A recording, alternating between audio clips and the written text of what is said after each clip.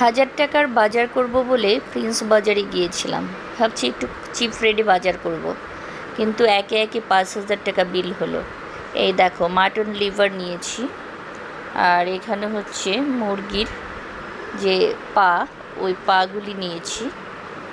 আর সেগুলি কতগুলো হয়েছে দেখো, ভেবে যায় এক, হয়ে যায় আর এক। আর এখানে দেখো কই মাছ, এটাও খুব ফ্রেশ ছিল, কেটে নিয়ে আসা হয়েছে কই মাছগুলি। তো এই দেখো কই মাছ, আর এটা হচ্ছে বিফ।